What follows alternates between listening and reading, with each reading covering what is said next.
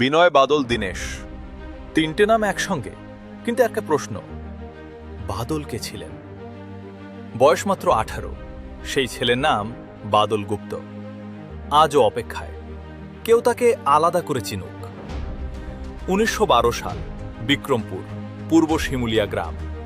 সুধীর গুপ্তের জন্ম। পরিচিত হলেন বাদল নামে। দুই কাকা বিপ্লবী ছিলেন। আলিপুর বোমা মামলায় অরবিন্দ ঘোষের সঙ্গে জেল খেটেছিলেন। সেই পরিবারের ছেলে।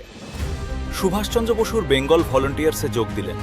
বিনয় বসু আর দীনেশ গুপ্তের সঙ্গে কাজ শুরু করলেন। লক্ষ্য ঠিক হল, কর্নেল NS সিম্পসন। জেলের কয়েদিদের উপর নির্মম অত্যাচার করতেন। তাকে শেষ করতে হবে, সবচেয়ে বড় মঞ্চে, রাইটার্স বিল্ডিং। 8ই ডিসেম্বর 1930, তিনজন ইউরোপীয় পোশাকে রাইটার্স বিল্ডিংয়ে ঢুকলেন। পুলিশ সন্দেহ করল না। সিম্পসনের অফিসে পৌঁছালেন। রিভলভার বের করলেন।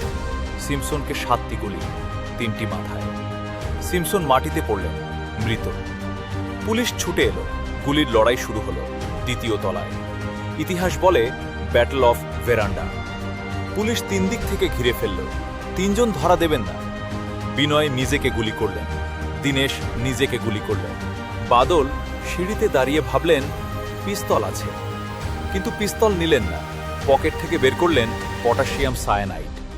কারণ বাদল জানতেন পিস্তলে মরলে সময় লাগে।